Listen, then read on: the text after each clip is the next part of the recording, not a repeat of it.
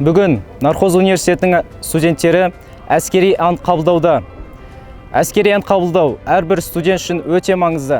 Қазақстан Республикасының әрбір азаматы өзінің отанының алдында әскери борышын өтеуге міндетті.